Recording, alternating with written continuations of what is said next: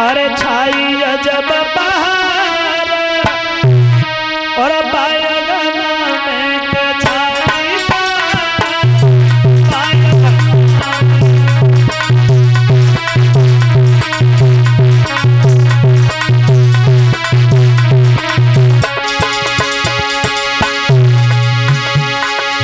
स्त्रियां बधाई बजाने के लिए आंगन में पहुंची।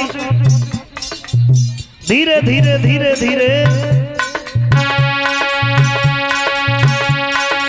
अरे दशरथ धरा जनमेवा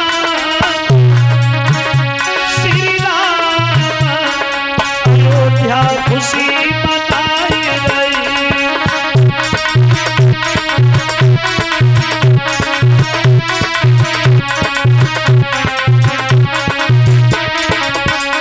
दशरथ धरा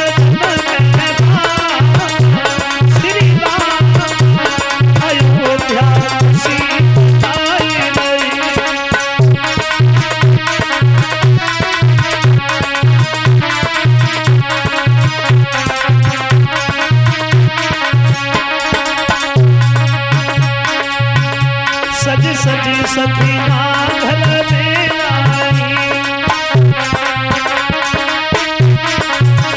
सज सज सखीना घर में आई। अब होई मंगला अयोध्या खुशी मनाई गई।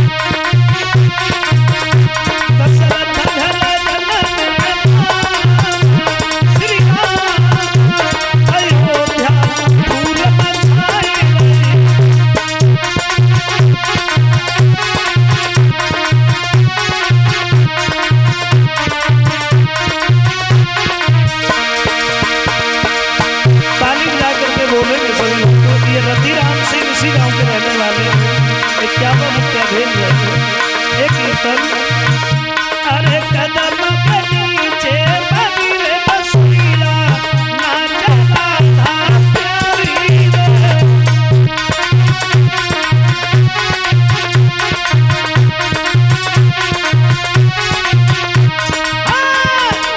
कदम के नीचे बगिरे बसुरिया नाचता था प्यारी रे।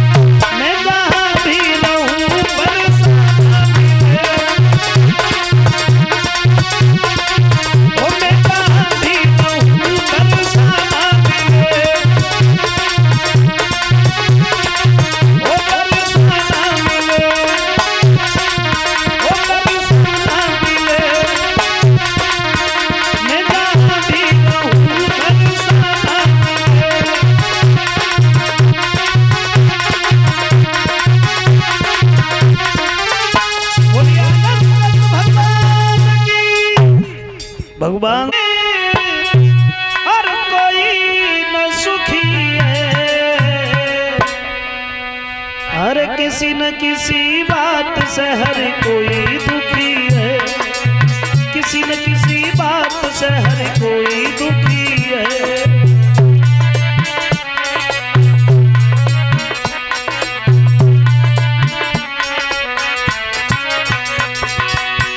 कैसी है लीला भगवान की, किसी न किसी बात से हर प्राणी दुखी है। जरा गौर करें, कोई दुखी संतान तो कोई संतान से, कोई दुखी सम्मान से कोई अपमान से।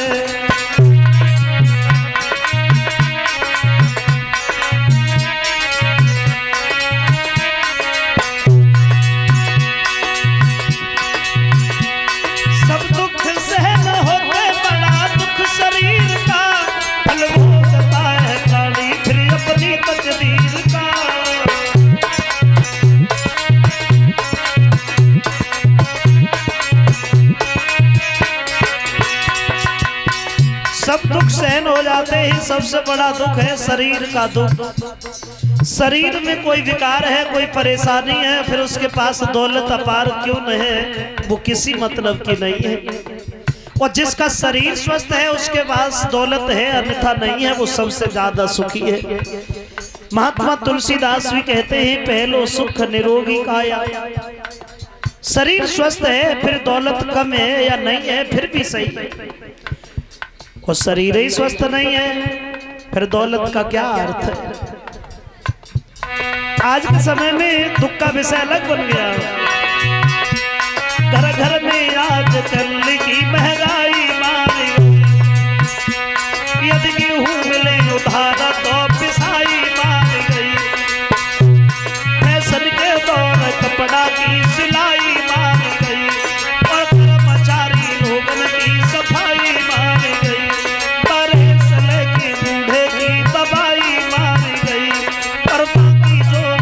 वो सब रुवाई मार गई।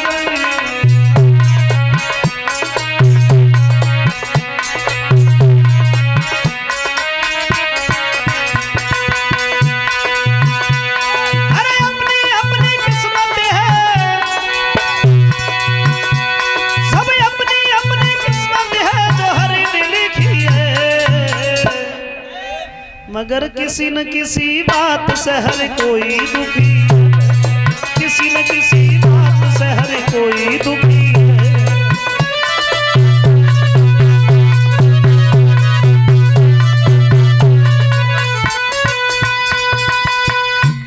हर किसी न किसी बात से हर कोई दुखी है। महाराज आज दुखी है क्योंकि घर में कोई संतान नहीं है।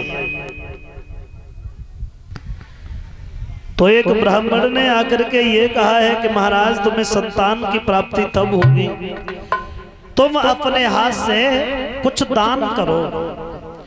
और दान के लिए बोला है तो खजानों के मुंह खुलवा दिए, फिर जिसने जो मांगा उसे वही दिया गया। बताया है भक्तजनों, धीरे धीरे धीरे धीरे अंत में उन महात्मा जी से कहा कि आप भी कुछ दौलत ले लेते। तो बोले हम तो नहीं लेंगे। क्यों? बोले ये दौलत जो तुम दान कर रहे हो ये तुमने खून पसीने से तो नहीं कमाई है, ये प्रजा से इकट्ठी की है, और ये दौलत हमें नहीं चाहिए। हमें अगर दान देना है तो खुद खून पसीने की कमाई हुई दौलत दान में दो। तो महाराज अज ने अपने ही शासन में भेष बदल करके मजदूरी की, और जब उन्हें एक टका मिला है तो वही टका लेकर के उन महात्मा जी को दिया तो वो टका हाथ से गिर गया जमीन पे। और जमीन में जब घुसने लगा है तो महाराज अज ने उस जगह को खुदवाना आरंभ किया। उस जगह से 9 रथ निकले हैं जो खाली है।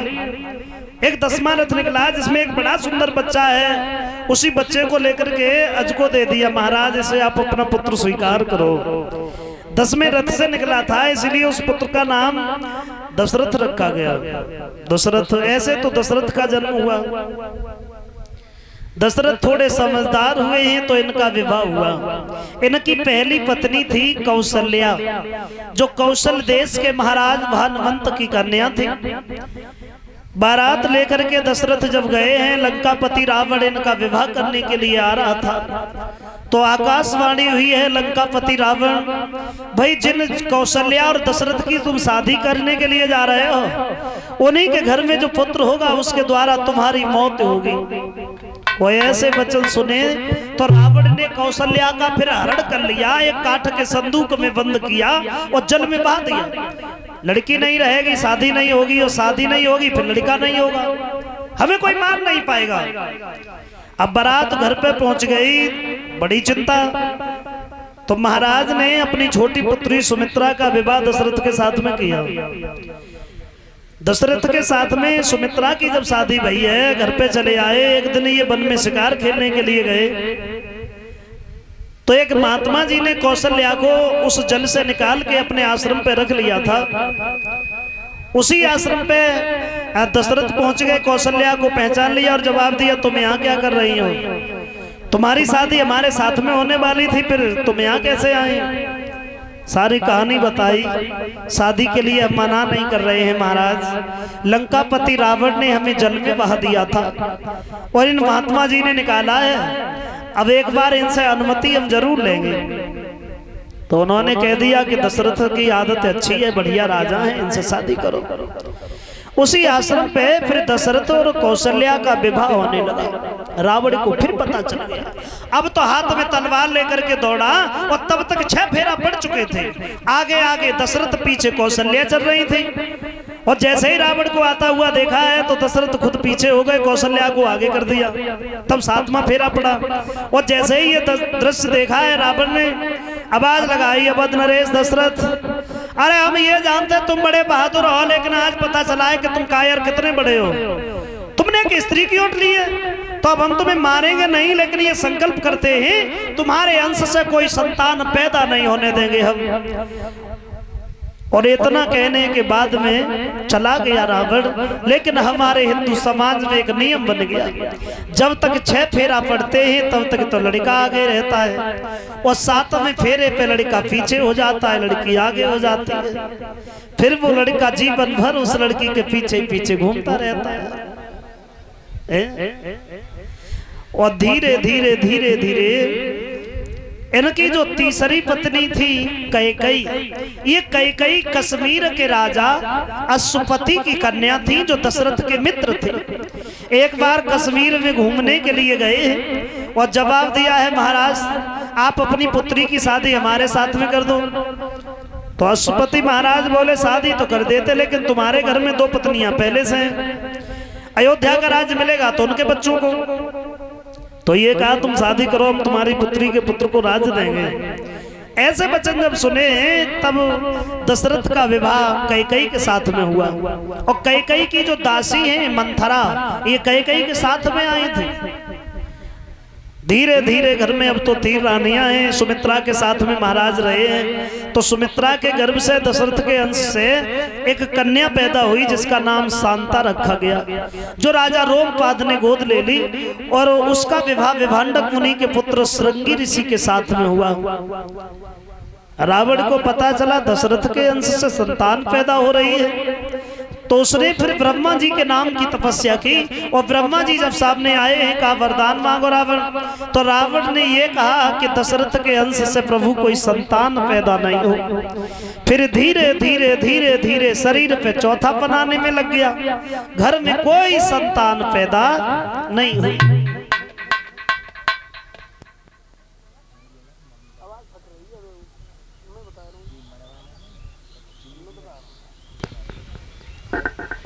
और धीरे धीरे अंत में नतीजा ये हुआ, तुलसीदास कहते हैं कि 3 रानियों के साथ में रह तो रहे दशरथ, लेकिन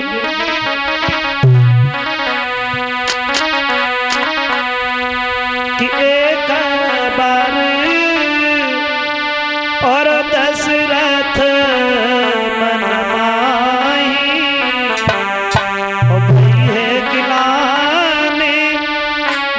सूतना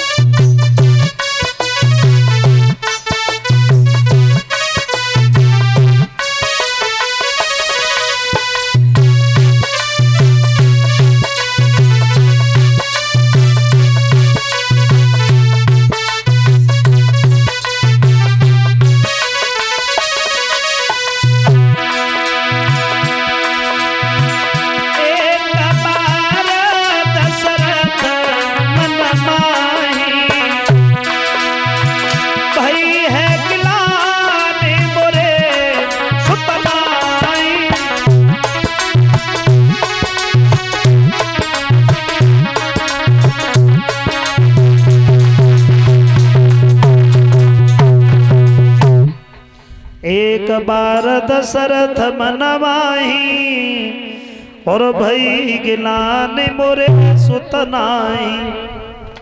एक बार महाराज दशरथ को कष्ट हुआ कि घर में कोई संतान नहीं है, और संतान नहीं थी तो दुख रोजाना होना चाहिए था, फिर एक ही बार क्यों हुआ? जवाब दिया, एक बार दशरथ ये वन में गए हैं शिकार खेलने के लिए। एक हिरण का पीछा करते करते जब ये काफी दूर निकल गए, वो हिरण इतना मायावी है, कहीं आंखों से ओझल हो जाता है तो कहीं दिखाई देने लगता है।